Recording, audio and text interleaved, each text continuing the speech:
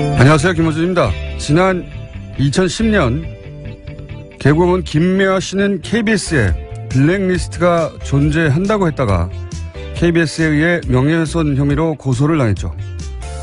KBS는 블랙리스트가 존재하지 않는다는 사실을 법적으로 증명받기 위해 고소를 제기한다고 했었습니다. KBS는 또 누가 어떤 의도로 블랙리스트를 거론하고 이용하는지는 모르겠지만 그 행위를 당장 멈추라. 방송의 공정성, 독립성을 말하면서 그것을 지키는 근간인 방송법의 정당성을 침해하고 방송에 개입하려는 것은 그야말로 자기당착적 행위라고 주장했었습니다. 그러니까 있지도 않은 블랙리스트를 거론하는 것은 정치적 의도를 가지고 방송에 개입하는 것이라고 오히려 호통을 쳤던 거죠. 얼마나 그럴듯한 논리입니까? 이런 논리를 구사한 사람들, 배움은 전혀 부족하지 않은 사람들이라는 걸 알 수 있습니다. 이렇게 공부 많이 하고 큰 회사에 들어가 높은 자리까지 승진한 잘난 사람들이 부당한 권력에 가장 가까운 조력자였던 겁니다. 한 인생 살다가 잘 살다가 가기 위해 가장 필요한 건 그러니까 학벌이나 직위가 아닌 거죠. 모두가 김미화 씨처럼 용감할 수는 없지만 적어도 부끄러워할 줄은 알면서 살다가 갑시다. 김어준 생각이었습니다.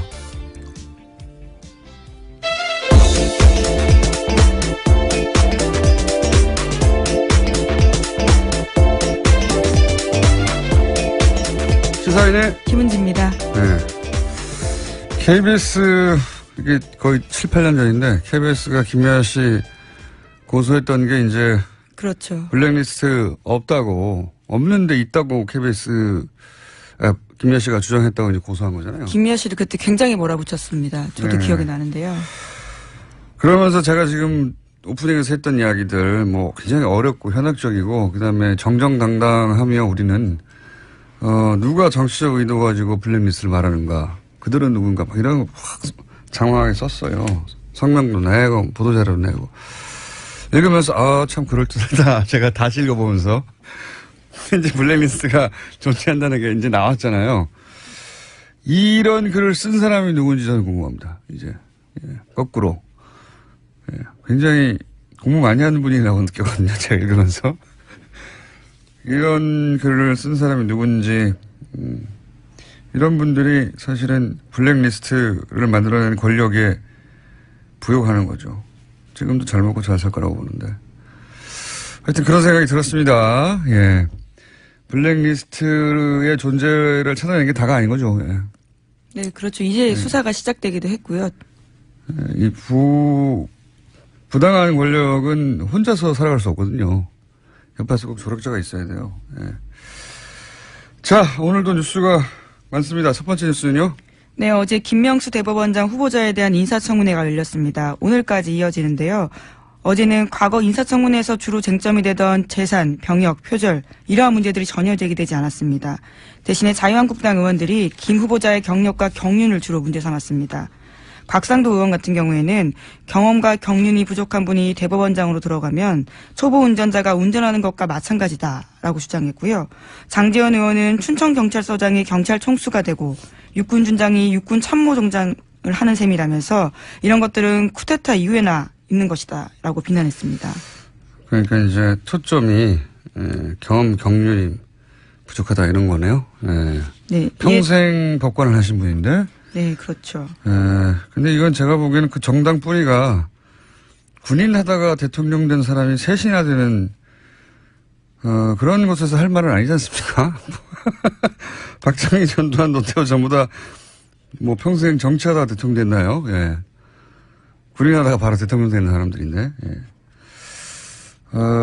경력이 부족하다라는 지적도요 굉장히 권위적인 발언입니다. 충분히 법관 생활을 오래 했던 사람에게 이런 식의 이야기를 할 수 없는 거죠. 아니, 평생 법관을 했죠. 예. 평생 법관을 했는데 최근 9년간만 따져서 예를 들어서 대법관이 못 됐다 이거 아닙니까?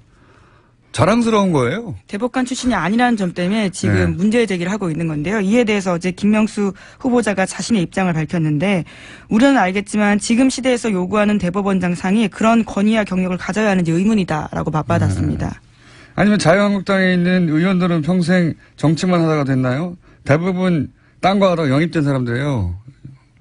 이게 저는 이 논점, 이게 공격 포인트가 된다고 생각한 게, 바본가? 이런 생각하는 게, 아니, 곽상도 의원 본인은 평생 정치만 했습니까? 그 검찰 출신 아니에요? 예, 심지어 평생 판사 일만 했습니다. 이 후보자는요. 네. 곽상도 의원 본인도 직접, 검찰이에요, 검찰. 정치 검찰이어서 정치를 했다고 할래나요? 어쨌든, 저는 이게 공격 포인트가 생각하는 건 좀, 이게 먹힐 거라고 생각하는 건 사람들에게. 이해가 안 가는데, 곽상도 의원하고 그래서 이제 이재정 의원하고 또 말다툼도 있지 않았습니까? 이 건 가지고? 예, 어제 이재정 의원이 곽상동 의원이 그런 지적을 할 자격이 없다는 취지의 말을 하면서요. 과거 사건에 대해서 언급을 한 건데. 잠깐만요. 저희, PD들이 그 컷을 따놨나요? 예. 네. 웬일입니까? 일을 다 했네요. 네. 먼저 들어보겠습니다. 유서대필 조작 사건 잘 알고 계시지요? 예, 들은 바 있습니다. 예. 최근에 국가배상 청구 소송에서 원고 일부 승소 판결을 하였는데요. 당시 검사들은 피고인에게 유리한 증거들을 수사 목록에서 배제하는 등의 적극적 행위까지 가담을 하였는데 모두 면죄부를 받았습니다. 역사 안에서는 국민들의 판단에서는 유죄입니다. 안종택, 남기춘, 임철, 곽상도, 윤성만, 박경순 검사 등 관여 검사들은 모두 역사적으로 유죄입니다. 예, 그러니까 그러한 문제 제기를 할 자격이 없다라는 취지의 이야기인 겁니다. 아니, 그 유서대필 사건. 예. 사건의 그 담당 검사 아니었냐. 당신은 곽상도 의원에게 그렇게 대받아친 거네요, 이게. 그렇죠. 사법부의 오욕의 역사가 있는데 그러한 참가자였다라는 취지의 지적인 거죠. 그러니까요. 평생 법을 하신 분한테 정치 검찰 혹은 뭐 유서대필 사건, 조작 사건으로 최종적으로 판정이 됐죠. 예, 그 사건에 검사였던 분이 그런 말을 자격이 되느냐 뭐 이렇게 대받아친 겁니다. 그런데 이에 대해서 곽상도 의원이 발끈했는데요.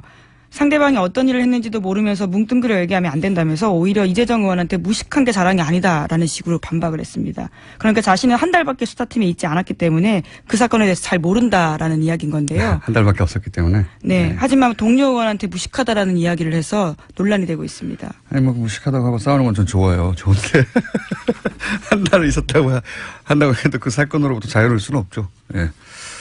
어쨌든 저는 이거저거 다 떠나서 경력이 부족하다는 지적은 군인하다가 바로 대통령 된 사람이 거기 3명이나 있어요. 그 뿌리가. 그거 하나만 가지고도 할 말이 없는 겁니다. 무슨 평생 정치하다가 대통령 된 사람들이 아니잖아요, 이분들이. 예.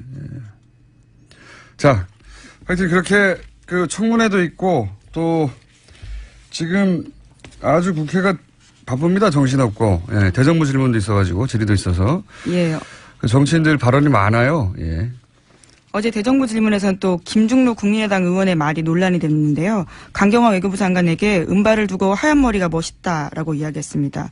정작 정책에 대해서는 질문하지 않았는데 외교가 그렇게 잘 돼야 하는데 라는 이야기까지 했습니다. 그에 대해서 대정부 질문을 마무리하고 강 장관에게 다가가서 자신이 비하의 뜻은 없었다면서 사과하긴 했습니다. 전 뭐 비하의 뜻이 있었다고는 생각 들지 않아요. 예. 근데 이제 칭찬을 어쨌든 했다가 다른 것도 그렇게 잘하지 자기 일도 이렇게 받침대로 쓴 거죠. 그걸로 가려고 징검다리로. 근데 이제 소재를 잘못 선택했네요. 예. 칭찬의 소재를 외모로 삼은 거잖아요. 네. 강경화 장관은 저는 이거를 비하로 받아들이지는 않았을 것 같은데, 여기에 불쾌함을 느끼는 여성들은 있겠죠. 그래서 이제 사과하라고 하니까 결국은 가서 사과했다는 얘기죠. 예, 또 이후에 당의 원내대변인 명으로요, 또 사과를 또 하기도 했습니다. 논란이 돼서. 자, 뭐 그런 일도 있었습니다. 어제.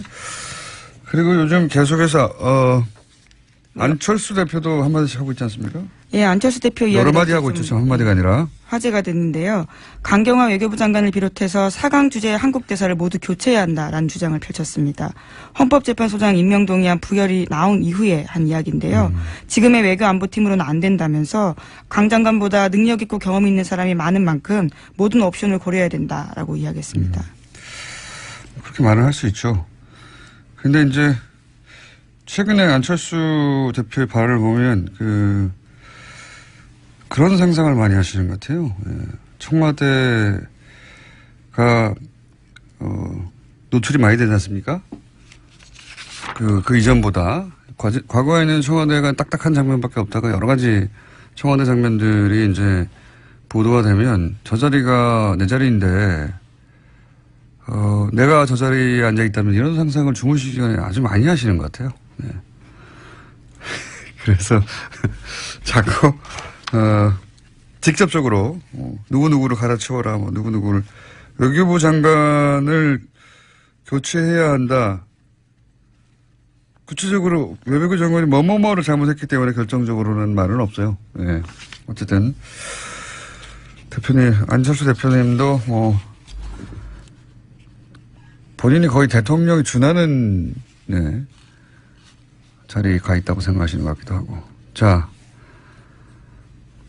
또 있습니까? 네. 네, 어제 대정부 질문 내용 굉장히 많았는데요. 그중에 또 하나 말씀드리면요. 한 가지 정도는 더 하죠. 굉장히 예. 많았습니다. 예. 더불어민주당 김경엽 의원 같은 경우에는요. 어제 소개해드렸던 BBK 관련된 이야기를 대정부 질문에서 했습니다. BBK 관련해서 그것이 이명박 전 대통령의 차명 소유 아니냐라는 취지 이야기인데요. 어제 뉴스로도 등장을 했었는데, 잠깐 얘기했었는데, BBK 관련해서 본격적인 기사는 어제 처음 나왔다고 봐야죠. 예. 뉴스 공장은 계속 걸어놨습니다. 예, 물론 시사인도 계속 썼습니다. 포털 메인에 이렇게 노출돼서 많은 분들이 본 것은, 그리고 또 대정부 질문에 나온 것은 올해 들어 처음인 것 같은데, 근데 이 기사가 참 어려워요. 이거 좀 하고 넘어가야 되겠네요. 생소한 회사 이름도 많고, 그 회사들 간의 관계가 어떻게 됐다는 건지 잘 모르겠고, 그리고 뭐 돈이 여기서 절로 갔다는 그 의미가 뭔지, 돈이 입금만 됐다는 것만 가지고는 그게 어떤 의미인지 모르겠잖아요. 해설도 기사에 잘 없어요. 이 돈이 이렇게 갔다는 것은 무엇을 의미한다. BBK 사건이 그런 복잡성 때문에 그 실체가 제대로 알려지지 않은 측면이 여전히 많습니다, 사실은. 예.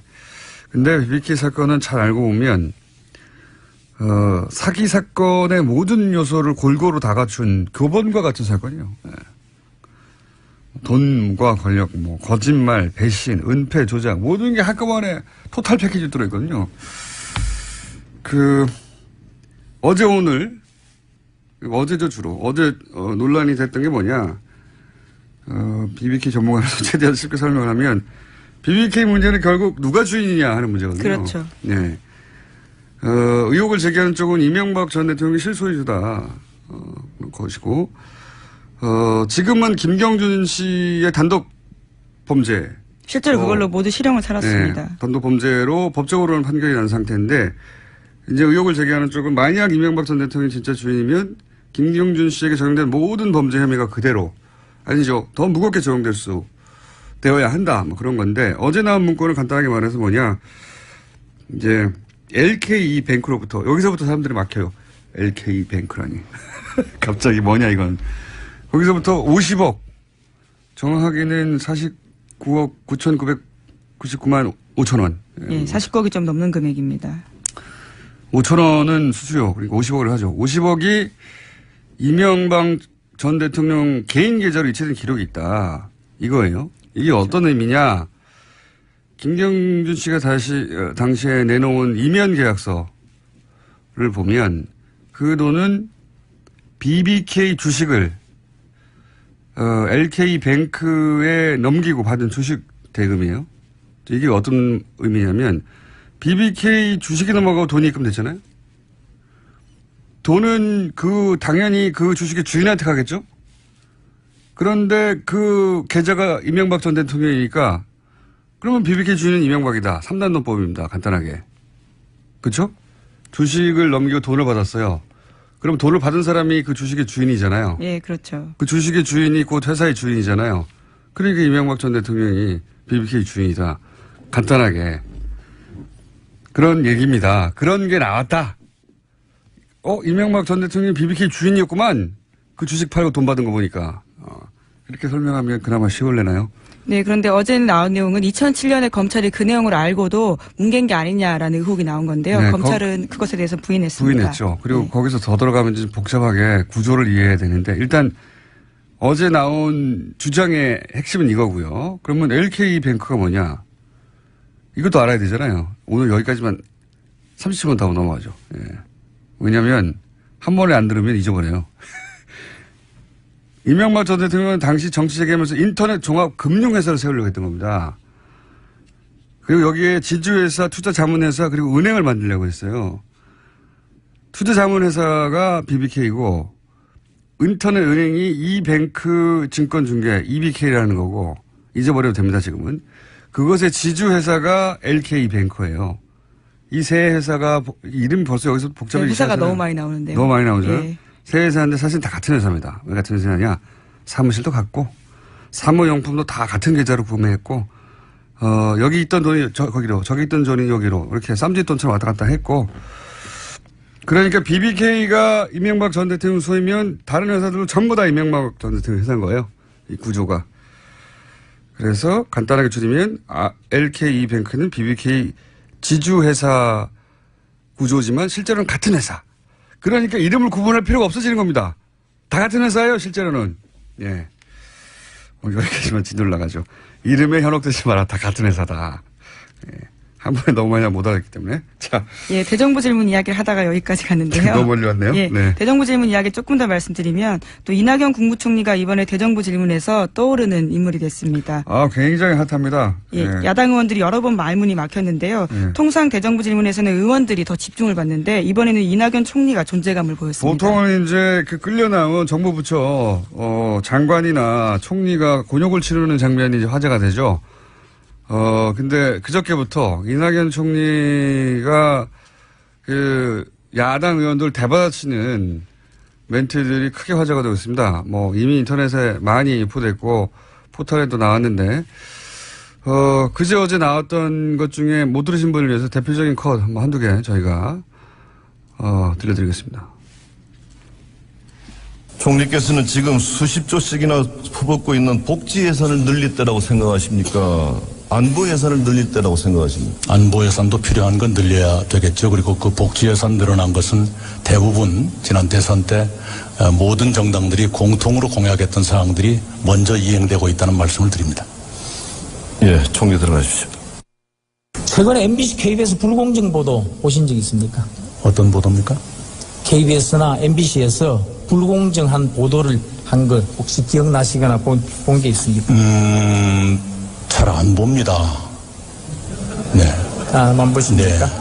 네. 꽤 오래전부터 좀 더 공정한 채널을 보고 있습니다.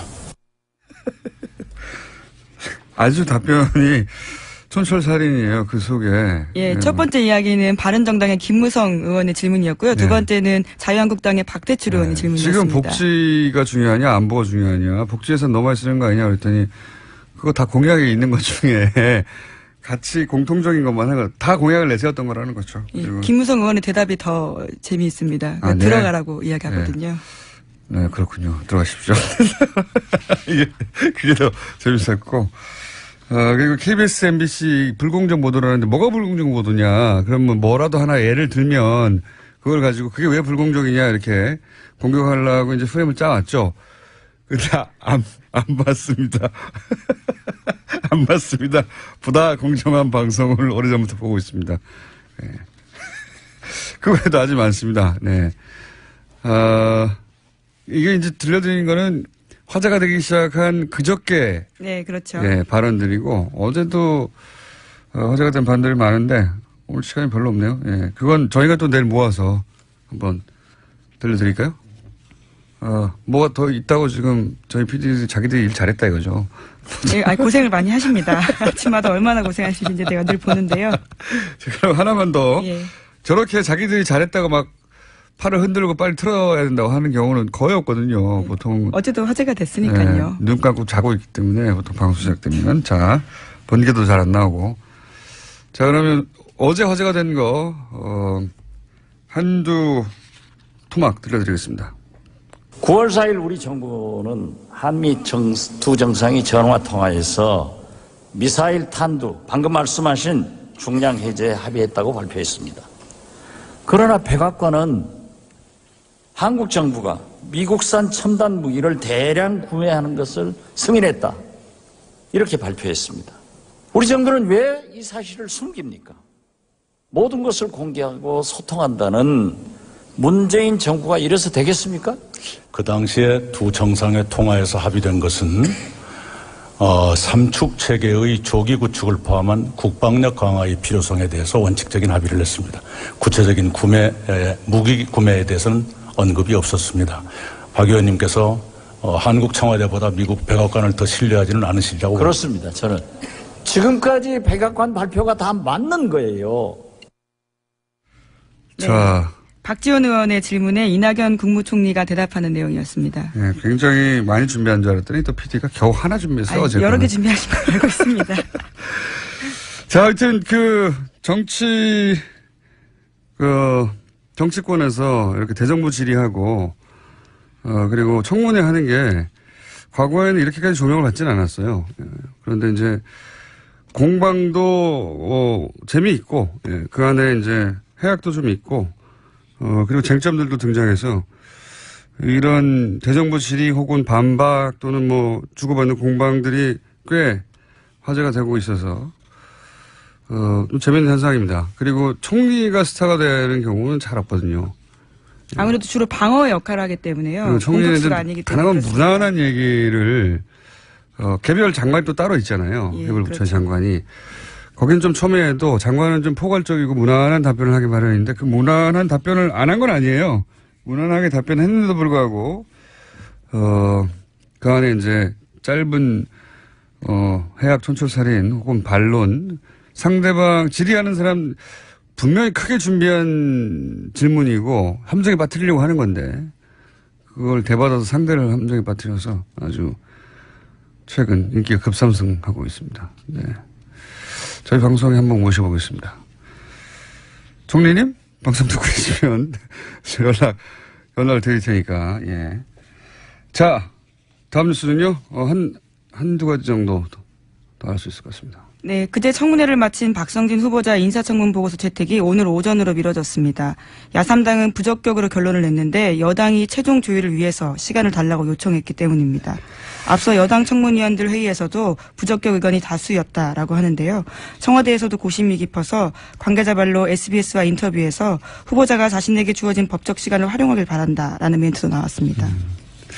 우리나라에 뭐 종교부가 있는 건 아니잖아요. 그러니까 이게 특히 중소 벤처 기업 이러면 이제 꼭 그런 건 아니지만 IT 쪽에 관련 업체들 혹은 뭐 업무들이 많을 텐데 이제 기본적으로 그런 과학을 한 사람들은 모욕적으로 들릴 정도의 발언이죠. 예를 들어서 뭐 지구 나이가 얼마나 됐냐? 6,000년이라는 발언을 했습니다.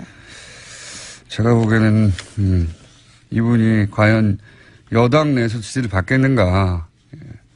다른 부처는 또 모르겠습니다만 무려 장관인데요. 중소벤처기업부인데요. 그리고 자 그렇고요. 6,000년 이거는 아니지 않습니까? 이렇게 말하는 건 자신의 신앙을 개인적으로 믿는 건 상관없는데 어쨌든 청문회 자리에 나와서도 그렇게 공개적으로 얘기했다는 것이고 청문회 자리에서 이 정도로 얘기했다면 자신의 종교가 모든 분야에 영향을 미친다고 봐야죠. 이렇게 믿는다면. 자, 이 정도 해야 되겠네요. 예. 오늘 뉴스가 많았는데. 예, 네이버 관련된 소식 하나만 더 전해드리면요. IT 연결해서요? 네. 예. 진경준 전 검사장 딸 가해줬다는 소식 어제 전해드렸는데요. 이번에는 다른 고위법관 아들을 채용 절차 없이 인턴으로 받았다라고 합니다. 어제는 검사장이었고 오늘은 부장판사입니까? 예, 고위법관의 자식인데요. 인턴을 공개 채용한 적이 없는데 그 자식만 따로 특별 취업을 해줬다라는 겁니다. 그러니까 이게 소위 이제 어제도 잠깐 얘기했지만 이렇게 대한민국의 대표적인 IT 기업에 인턴 경력이 있다는 것은 유학을 가거나 할 때 보통 이제 해외에서는 그런 거 요구하잖아요. 예, 경력으로 공부만 열심히 했다는 걸로 대학 입학이 잘 되는 게 아니거든요. 해외 명문 대학들은. 그래서 누구나 다 아는 그 나라의 최고의 뭐 예를 들면 미국에서 구글에서 근무했다거나 애플에서 근무했다는 경력 그 자체가 그 정도 기업이 인정했을 정도라면 인턴으로 채용했을 정도라면 그리고 그 정도 기업에서 경력을 쌓았다면 이게 이제 입학 유리하게 작용하는 경우가 많거든요. 제가 보기엔 그런 루트로 네이버를 이용했고 네이버는 기꺼이 거기에 응해준 겁니다. 예. 예, 진 검사장 같은 경우에는 그런 경우였던 걸로 보이고요. A 부장판사의 아들 같은 경우에는 미국 대학 재학 중에 여름방학을 이용해서 한국에 4주 동안 와서 일했다고 합니다. 대학원 갈 때도 마찬가지예요. 예, 그런 경력을 중간중간 쌓아놓는 겁니다. 방학 때. 어쨌든 뭐 이거 관련해서 네이버도 거절하지 못할 상대가 아니었겠는가 이렇게 생각할 수도 있지만 부장판사가 네이버보다 힘이 세다고 저는 보지는 않습니다. 당연히. 예. 대통령도 아니고요. 자, 서로 주고받은 점이 있겠죠. 여기까지 하겠습니다. 시사인의 김은지였습니다. 감사합니다. 국군의 날은 10월 1일이죠. 그런데 이날이 아니라 이번 주 일요일 9월 17일로 변경해야 한다는 주장이 등장하기 시작했습니다. 어제 대정부 질의에서도 국무총리 상대로 이 질문이 나왔었는데 국군의 날 변경을 주장하시는 분입니다. 이준식 근현대사 기념관 관장님 나오셨습니다. 안녕하십니까? 예, 안녕하세요. 예. 9월 17일이 무슨 날입니까? 예, 임시정부 산하 국군인 한국광복군이 창군된 날입니다. 광복군 창군이라. 네. 아하. 그러니까 이제 국군이 아니라 광복군 이제 독립운동을 하던 광복군이 네. 처음 만들어진 날이 국군의 날이어야 하는 거 아니냐 이런 예. 얘기네요 한마디로. 네. 뭐 설득되려고 하는데 그 말을 듣자마자 설득되려고 하는데 그게 그러면 언제입니까? 1940년 9월 17일 중국의 충칭에서 광복군이 창군됐습니다. 근데 임시정부는 그 전부터 있었습니까? 예. 임시정부는 1919년에 출범했는데요. 예. 그래서 그걸 건국으로 봐야 된다 뭐 이렇게. 뭐 요즘 뭐 그런 얘기도 나오고 있죠. 저는 뭐 개인적으로 건국이란 말은 별로 좋아하지 않습니다만은. 그러니까 1919년 중국에서 임시정부가 출범했는데 임시정부가 1920년에 바로 독립전쟁 원년이라는 걸 선포합니다. 그러니까 1920년에. 1920년에 우리가 일제에게 전쟁에서 져서 국권을 빼앗겼으니까 독립을 이루기 위해서는 다시 일본과 전쟁을 해야 된다. 그래서 독립전쟁이라고 그러고 1920년이 독립전쟁 첫 해다. 그러니까 전쟁을 하려면 군대가 필요하지 않겠습니까? 그래서 이제 임시정부 산하의 국군을 만들겠다는 구상에 착수를 하는데 당시 뭐 중국이 남의 땅이니까요. 남의 땅에서 군대를 만드는 게 결코 쉬운 일이 아니었습니다. 어려운 다른 나라 그 나라가 인정해 줄 리가 없죠. 예, 인정해 줄 리가 없죠. 그러니까 군대를 만들기가 쉽지 않으니까 처음에는 이제 만주에서 활동하던 독립군 부대하고 연계해서 이제 국군을 활용하겠다. 임시정부하고 무관하게 독자적으로 움직이던 독립군을 만주 독립군을 임시정부 산하로 편입을 시켜서 이제 국군을 만들겠다 그런 구상을 이제 갖기도 했는데 이게 쉽지 않았습니다. 그래서 국군을 만든다는 게 임시정부에 모인 독립운동가들의 아주 오랜 꿈이었는데요. 그렇겠죠. 네, 당연히. 꿈이 이제 1940년에 실현이 된 겁니다. 그래서 임시정부 산하 국군으로 이제 한국 광복군을 창건하게 되죠. 정식으로 군대를 만든 겁니다. 그렇군요. 사실 다른 나라의 사례를 보더라도 모든 망명 정부가 그 나라에서 정부를 두지 못하고 망명하게 되는 망명 정부가 결국은 이제 그 자기들 원래 땅을 점령하고 있는 그 뭐 식민 본국이든 또는 뭐 그 순간 침략해온 나라든 간에 그 상대에서 이런 군대를 만들려고 하죠. 네. 군대가 없으면은 싸워서 다시 찾을 수가 없으니까. 근데 이제 우리는 1940년에 임시정부가 광복군을 공식적으로 창건하였다.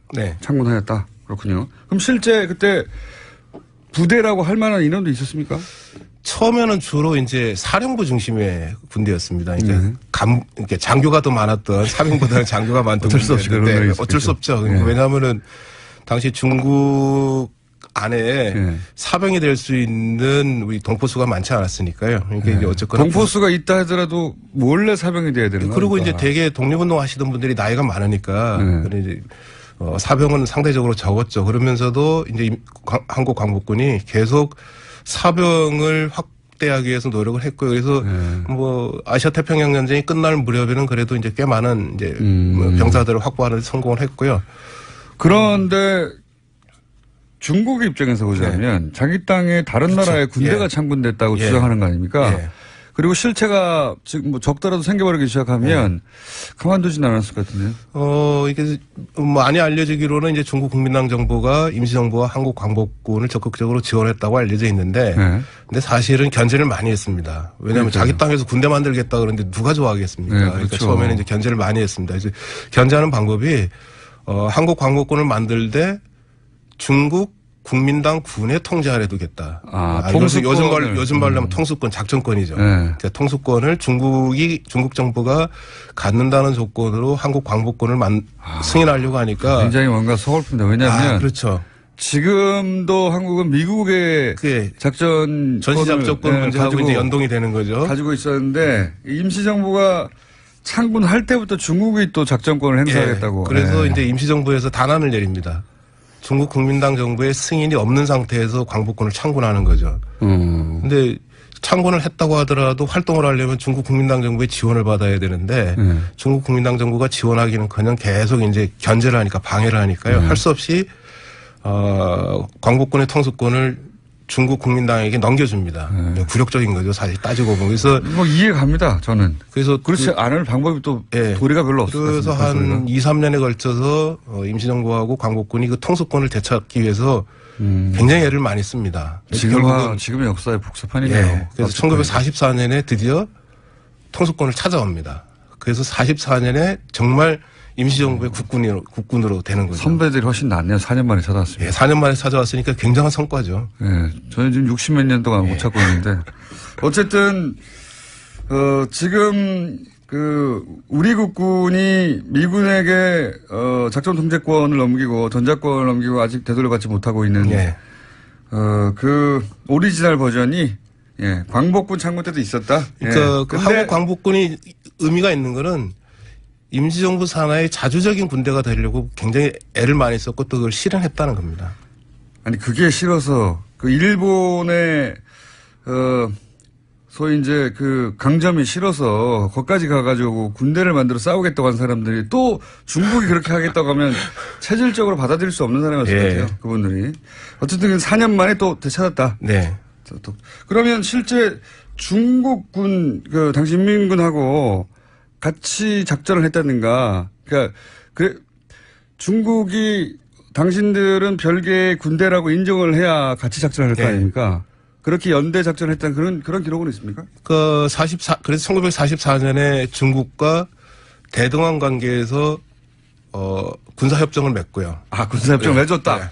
확실하게 인정한 거네요. 협정을 맺었다면. 중국이 이제 독자적인 군대로 인정을 한 거죠. 그리고, 이제 43년, 44년 무렵부터는 이제 다른 연합국 군대인 영국군, 미국군과의 공동작전도 추진해서, 아시아 태평양 전쟁이 끝나기 직전에는 유명한 이제 한국 광복군의 독수리 작전이라는 게 미군과 공동으로 추진이 됩니다. 이건 뭐 부인할 수 없는 독자적인 작전권을 가지고 있었던 군대가 확실한데, 그럼 지금 국군의 날은 10월 1일은 뭘 기념하기 위해서 된 겁니까?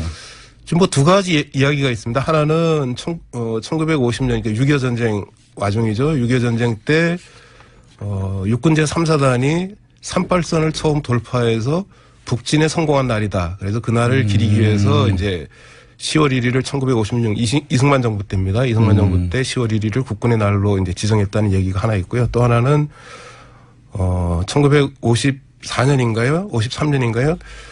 미국 워싱턴에서 한미 상호 방위 조약이 체결되는데 이게 10월 1일입니다. 그래서 10월 1일이 어쨌거나 뭐 의미 있는 날이다. 그래서 1956년에 처음으로 국군의 날로 지정을 했습니다. 그래서 뭐 38선 돌파한 것도 의미는 있지 않습니까? 38선 돌파도 뭐 의미가 있고 한미 상호 방위 조약이 체결된 것도 뭐 의미가 있긴 하죠. 근데 그런 날이기 때문에 국군의 날로 지정하는 데는 좀 충분하지 않다는 생각이 들고요. 사실 국군의 날 하면은 보통 무슨 날, 한글 했던 날을 한글 날이라고 하는 거죠.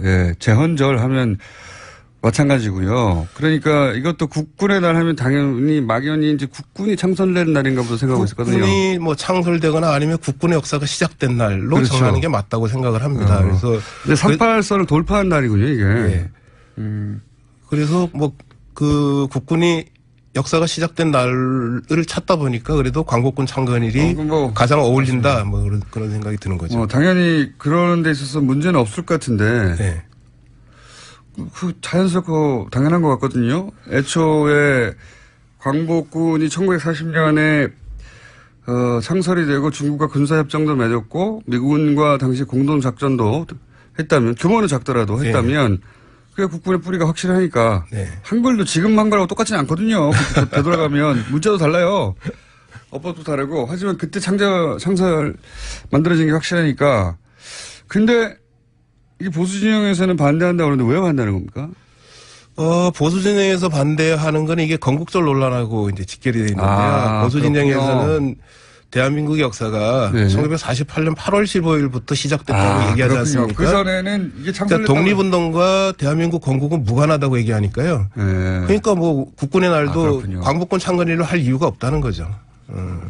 당연하네요. 네. 네. 그걸 인정하는 순간 예. 48년이 아니라 40년대부터 군대가 있었다고 해야 되니까요. 예.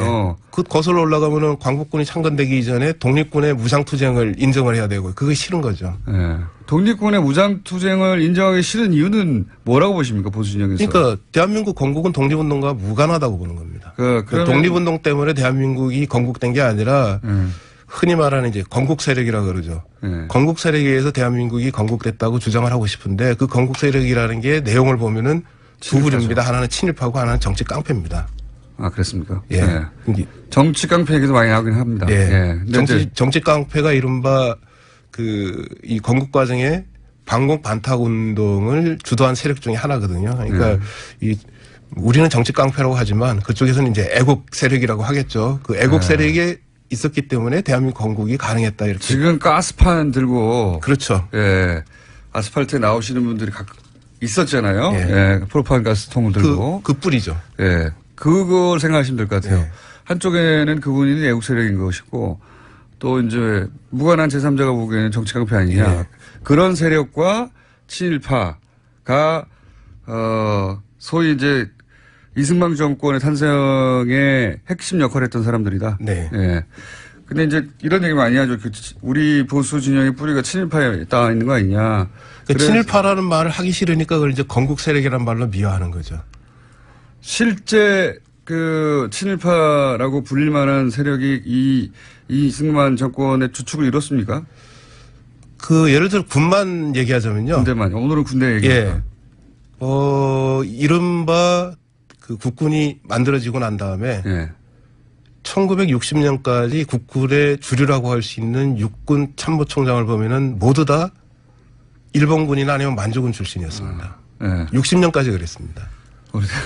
박정희 대통령도 뭐 일본 장교 출신. 네. 뭐 박정희 전 대통령은 뭐 육군 참모총장을 지내지는 않았으니까 육군 참모총장 명단만 놓고 보면은 십몇 년 동안 만주군 내지는 일본군 출신이 육군 참모총장을 지냈고 그러니까 결국은 뭐 육군의 주류가 일본군 출신한 얘기죠. 만주군이라는 게 독립군을 때려잡던 곳이거든요. 예. 정반대로 독립군이 아니라 만주에서 독립운동을 했다는 게 아니에요. 만주군은. 일본의 괴뢰 국가인 만주군의 국군이 만주국의 국군이죠. 그 역할이 독립군 때려잡는 예, 독립군 때려잡 항일 세력 때려잡는 게 만주군이 하는 일이었죠.